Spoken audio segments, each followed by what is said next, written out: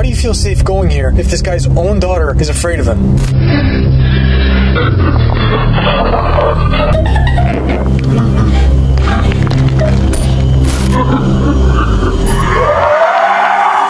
Il aime la regarder dormir.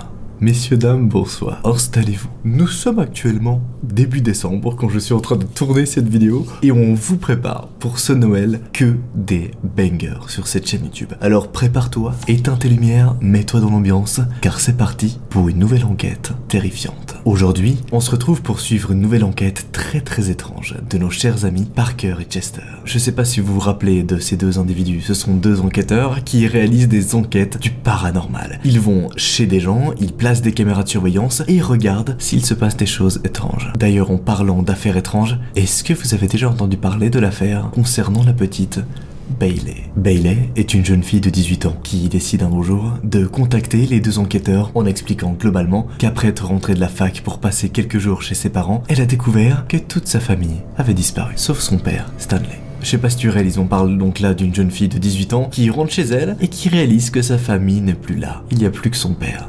Où est le reste de sa famille? Qu'est-ce qu'il s'est passé? C'est ce qu'on va élucider dans cette vidéo. Faut savoir que c'est pas le genre de choses qui arrive à Bailey en temps normal. Je m'explique. En gros, elle avoue clairement aux enquêteurs que quand un membre de sa famille part quelques jours, ils préviennent. Sauf que là, rien. Pas un seul message, ni de coup de fil. Son instinct va se mettre en alerte et va lui dire que quelque chose cloche avec cette histoire. Et surtout, avec son père. Car n'oubliez pas, c'est la seule personne qui était là à l'attendre quand elle est rentrée des cours. Toute sa famille n'était plus là. Alors est-ce qu'il lui faut une surprise ou est-ce que tout ça cache un truc bien plus bizarre? D'ailleurs, dans le mail qu'elle a envoyé à Parker et Chester, elle explique que son père a l'air totalement perdu, comme s'il avait eu un accident ayant impacté son physique et son mental. Je dis ça dans le sens où, quand elle lui demande où sont passés les autres membres de sa famille, donc sa mère et sa petite sœur, il reste planté là, le regard vide, et juste incapable de répondre à ses questions. Et ça, c'est pas le plus glauque. En fait, vous allez voir que plus on va avancer dans cet épisode, plus les événements vont être de plus en plus sombres. Je suis désolé d'avance. Le pire dans tout ça, c'est que depuis son retour, son père se met à entrer dans sa chambre la nuit, sans aucune pression, pour la fixer. Et il a même explosé la serrure quand elle a décidé de s'enfermer pour plus qu'il rentre. Ce qui l'a quand même poussé à se dire qu'il était temps de doubler sa vigilance pour garder sa porte fermée à clé en toutes circonstances. Ce qui perdure dans le début de cette affaire, c'est qu'on comprend aussi que Bailey, cette jeune fille de 18 ans, elle adore son père en fait de base. Elle est vraiment proche de lui, alors le voir comme ça, très étrange, ça la perturbe, vraiment. Pour prouver ses inquiétudes, elle envoie donc une vidéo à Chester et Parker. Sur cette vidéo, elle filme son salon en plein milieu de la nuit. À gauche de l'écran, on aperçoit son père, qui ressemble limite à une sorte de créature, c'est trop bizarre. Il est énorme, porte une tenue ressemblant à un pyjama d'hôpital, et se tient dos à la caméra, près de la porte. Quand Bailey l'appelle, il prononce ceci sans se retourner. Elle lui demande ce qu'il faut ici à cette heure-là, et il répond simplement « Rapproche-toi ».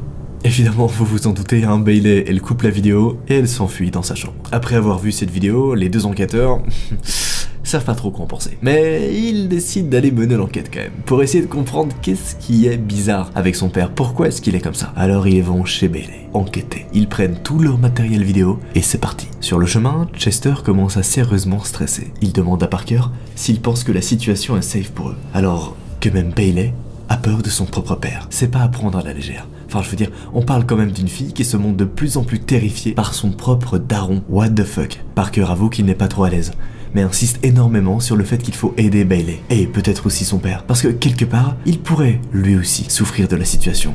Et juste avoir besoin d'aide d'urgence à cause de ses problèmes récents. Du coup, il invite Chester à rester un minimum zen et à se calmer, à juste pas commencer à flipper pour rien. Bon, je vais vous dire honnêtement, là dans l'ambiance, hein, ils sont dans la voiture pour aller chez Bailey, l'ambiance elle est horrible.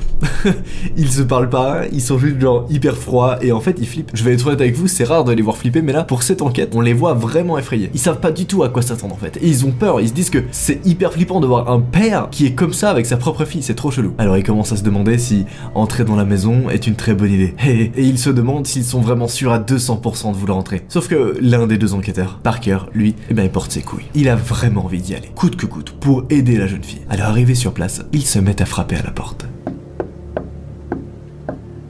Et c'est Bailey qui ouvre. C'est la jeune fille qui a envoyé le mail, bien sûr. Elle paraît craintive, mais en même temps ça se comprend vu la situation. Et en plus, elle laisse qu'un tout petit espace pour leur parler. Et vraiment, encore une fois, ça peut se comprendre. On peut se dire que n'importe quoi peut arriver. Parker, de son côté, lui rappelle quand même que c'est elle qui a demandé leur aide par mail et essaie de voir avec elle s'ils peuvent en discuter un peu plus en détail à l'intérieur. Elle accepte, mais à une seule condition. Ils doivent faire aucun bruit. En fait, c'est très simple. S'ils font du bruit dans la maison, eh bien ça va réveiller le père. Et on sait très bien, vous comme moi là, on n'a pas du tout envie que le père se réveille. Sinon, ça risque de mal se finir. Une fois à l'intérieur, Bailey raconte son histoire, similaire à celle qu'elle a déjà partagée dans son mail. Mais elle ajoute quelques trucs en plus. En gros, elle nous dit qu'en rentrant chez elle, elle s'attendait à retrouver toute sa famille et que la disparition de sa mère et de sa sœur l'a beaucoup affectée émotionnellement. Elle explique aussi aux enquêteurs qu'elle a trouvé un mot trop bizarre sur le comptoir qui était soi-disant écrit par sa mère. Bon, c'est peut-être important qu'on revienne juste là-dessus. En gros, Bailey dit aux enquêteurs, ok, j'ai retrouvé un mot là qui était sur le comptoir, qui était genre une sorte de lettre d'adieu écrite par ma mère. Sauf que c'était pas du tout l'écriture de sa mère. C'est comme si quelqu'un avait imité l'écriture de sa mère. Comme si quelqu'un avait voulu faire croire que sa mère était partie volontairement. Alors que c'est pas du tout le cas. En tout cas, c'est ce qu'elle comprend à ce moment-là. Ils demandent alors à voir le fameux mot de leurs propres yeux. Bailey accepte et s'éloigne pour aller dans une autre pièce afin de le récupérer. Elle revient quelques minutes plus tard avec un papier tout froissé. Le message dit « Moi et ta sœur, allons manger chez mon frère. » Rien d'autre. Le mot disait juste ça. Et ça fait une semaine qu'ils sont partis manger. Ça fait longtemps. Et le mot est écrit de manière très grossière. C'est un peu comme si c'était un gosse de 6 ans qui l'avait écrit pour faire une blague un peu débile. Parker lui demande si elle a eu des nouvelles depuis le mot, et Bailey lui répond que non, elle n'en a jamais eu. En revanche, c'est à ce moment-là que l'enquête va prendre un tournant vraiment bizarre. On va apprendre un truc très chelou. Bailey leur explique autre chose et leur explique que les seules fois où son père lui parle, c'est uniquement pour lui demander des trucs hyper malsains, comme par exemple lui présenter ses nouveaux potes de l'université. En plus de ça, il est tout d'un coup très envahissant, il n'est pas du tout comme il était d'habitude le père. En plus de tout ça, il reste enfermé dans sa chambre toute la journée, genre 24 heures sur 24. Et le soir, elle l'entend gémir, avec en fond une vieille musique étrange. Et du coup, quand elle a tenté de l'aider, en se disant que c'était de pire en pire, et que ça pouvait juste plus durer, il l'a juste pas calculé. Ça pique un peu. Mais son père en a rien à faire de sa petite fille. Après ce mini-interrogatoire, pour juger si la situation était vraiment catastrophique ou pas, Parker demande quand même à Bailey s'ils peuvent essayer d'aller parler à son père, et par la même occasion, aller installer plein de petites caméras dans toute la maison. Même si elle est pas chaude du tout à l'idée que 2 mecs random aillent voir son père, elle accepte, en se disant qu'elle a juste rien à perdre finalement. Il se dirige donc vers la chambre du père, mais Chester hésite vraiment. Il commence à littéralement se chier dessus, en se disant que le père peut à tout moment devenir fou et complètement péter un câble d'un seul coup. Et c'est compréhensible d'imaginer ça en vrai. Juste imagine-toi te retrouver face à quelqu'un qui se comporte de manière étrange nuit et jour. Perso, j'aurais du mal. Je pense que je serais jamais allé, pour être honnête. Je sais même pas si j'aurais le courage de Bailey pour dormir dans la même maison que ce mec, sincèrement. Parker, lui, l'un des 2 enquêteurs, il en a strictement rien à foutre. Il rassure son pote vraiment comme il peut et décide d'ouvrir la porte. Et bah la chambre est complètement vide. Son père n'est pas là. Alors en ce moment-là, ça veut dire 2 choses. Déjà la première, c'est que il est où? Et la deuxième, ça veut dire que s'il est pas dans la chambre, il est dans la maison depuis le début. Il se balade librement. Là, la tension commence un peu à monter. Mais t'inquiète, eux, ils y voient une opportunité géniale pour poser une caméra de surveillance cachée à l'intérieur de la chambre du père. Et vous allez voir que cette caméra, messieurs dames, plus tard, elle va nous être utile. Parce que c'est cette caméra qui va nous permettre de captiver qu'est-ce qui se passe vraiment avec ce gros psychopathe là. Sauf que les 2 enquêteurs ne s'arrêtent pas là. Ils décide de se la jouer détective en roue libre, en allant un peu fouiller dans la pièce. Et je t'assure qu'ils ont pas découvert des trucs normaux qu'on retrouve dans une chambre classique. Déjà dans la chambre du père, ils ont trouvé une valise, une vieille poupée dégueulasse arrachée au niveau de la jambe, découvert avec un bol de nourriture qui ressemble à... je saurais pas vous dire ce que c'est. Une sorte de pâte ou une bouillie. C'est juste écœurant. Il arrive à manger ça, sérieusement? Mais attends, c'est pas ça le plus important, parce que juste en dessous, dans le placard, il trouve une vieille cassette avec comme titre Instruction. Non, là c'est trop bizarre.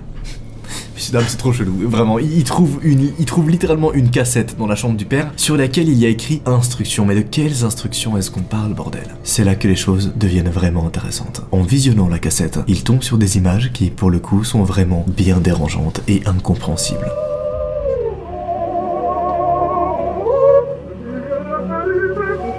Bro, why are you touching his things? Why?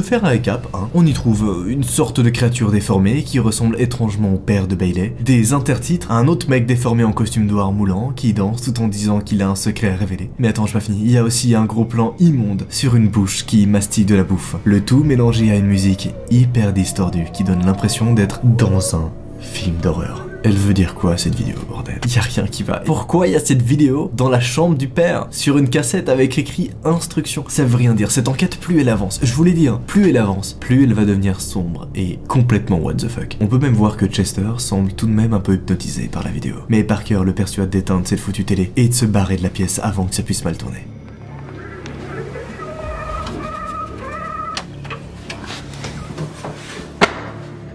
Une fois l'arc de la chambre du daron clôturé, Parker et Chester décident de se balader un peu partout pour mieux comprendre ce qui se passe dans cette maison. Ils installent un peu plus de caméras pour ne vraiment rien rater. Ils sont pas là pour rigoler. Ils vont placer des caméras dans le salon, dans la chambre de la fille, partout où ça pourrait être intéressant. Et ça c'est très cool parce que ça va nous être utile plus tard. Vous allez voir. Ensuite, ils rejoignent Bailey dans sa chambre. Et là, en frappant à la porte, ils entendent des sortes de sanglots étouffés.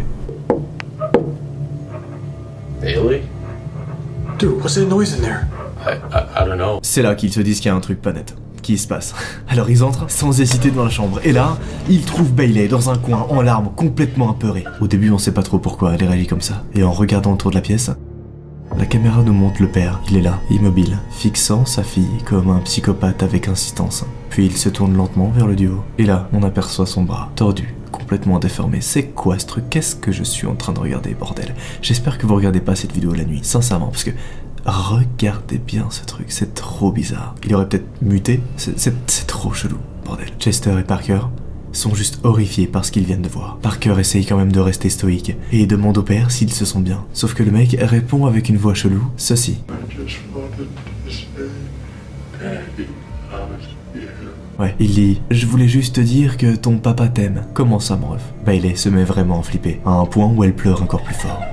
Le père, lui, s'en tape complètement de la réaction de sa fille. Ouais, il a dit elle est tellement douce. Expliquez-moi, une seconde, s'il vous plaît, qu'est-ce que c'est que ce bordel? What the fuck? Parker, vraiment, lui, il lâche pas l'affaire. Il garde un calme presque héroïque devant le daron et arrive même à insister face à lui pour qu'il retourne se coucher. Et en vrai, le mec est plutôt docile et obéit. Il finit par se casser de la chambre et à partir de là, on sent que tout le monde est bien sous tension et à cran. En même temps, hein, ils viennent de filmer ce truc-là. Je pense qu'à leur place, je serais pas bien. Non. Dans une autre pièce, les deux arrivent pas à se remettre de ce qu'il s'est passé. Ils sont limite traumatisés. Ils se posent 10 000 questions sur ce qu'ils viennent de vivre. Finalement, ils se disent qu'ils vont rester un peu avec Bailey, pour qu'elle flippe moins quand même. C'est la moindre des choses. Une fois avec elle, elle leur sort. Vous pensez qu'il va encore venir dans ma chambre cette nuit ou pas? Ce à quoi ils répondent. Franchement, on sait pas, mais t'inquiète, on surveille les caméras et on te tient au courant. Mais clairement, on va pas se mentir, elle est loin d'être tirée d'affaire, hein, parce que le père, qu'il y ait des caméras ou non, il en a rien à faire. Hein. En tout cas, c'est ce qu'ils se disent à ce moment-là. La nuit commence, et c'est là que tout part encore plus en vrille. À minuit 21, une des caméras montre Bailey, en train de pleurer dans son lit. Elle serre une photo de sa famille contre elle, et vraiment, ça déchire le cœur. Le temps passe un peu, il y a 6 minutes qui s'écoulent entre cet extrait et le prochain extrait qu'on va capturer des caméras de surveillance. Minuit 27, une autre caméra capte un truc un peu bizarre, son père. On voit le mec littéralement ramper hors de sa chambre et fait des bruits glauques. Il allume la télé et devine quoi? Il mate encore cette cassette. Là, il part totalement en live. Il bouge comme un possédé devant l'écran.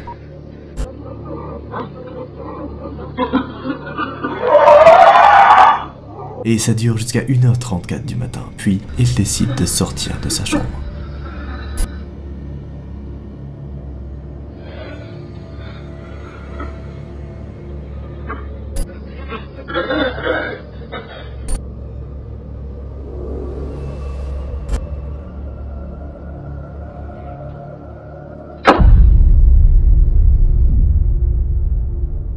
« 2h08. Il arrive dans la chambre de Bailey. C'est capté en direct par la caméra. Il s'approche d'elle pendant qu'elle dort.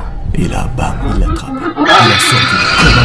Il la tire vers un placard. Bailey hurle et crie à l'aide comme elle le peut en espérant réveiller les deux enquêteurs, mais plus rien. L'écran devient noir. À 4h53, les deux enquêteurs se réveillent. Nous sommes après cet incident. Le téléphone de Parker commence à vibrer. C'est le réveil direct. Il voit plusieurs messages de Bailey qui disent « Viens vite, maintenant! » Il essaie de réveiller Chester, mais le mec tape un énorme coma. Il a juste la flemme de venir. Donc Parker se lève tout seul et se dirige vers la chambre de Bailey. En arrivant, il entend un téléphone qui sonne. Sauf que ça vient pas de son iPhone. C'est là qu'il comprend un truc. Les messages qu'il a reçus, c'est pas Bailey qui les a envoyés. Non, c'est le père. C'est très certainement le père. Parker se dirige vers le placard où Bailey a été tiré de force par son père quelques heures avant.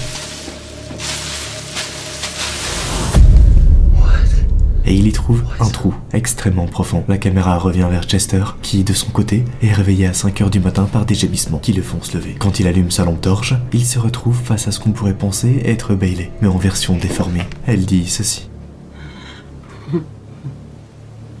Hello? Who's that? Where's Parker? Chester est complètement désorienté et lui demande si c'est bel et bien Bailey, parce qu'en vrai, il suppose que c'est elle, mais on sait pas vraiment qui c'est en fait. Bailey, is that you? Ce à quoi elle répond une nouvelle fois.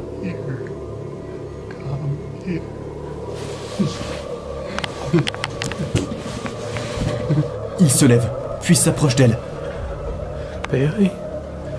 jusqu'à ce qu'elle devienne violente et essaie de l'attraper. En même temps, on revient sur le point de vue de Parker, qui entend les bruits et la détresse de son pote, et court le rejoindre pour voir ce qu'il se passe. Là, ça part en vrille. Tout le monde a peur. Parker arrive quand même à attraper de justesse Chester pour l'arracher de la chose qui essaie de l'attraper, puis ce dernier décide de retourner dans son trou.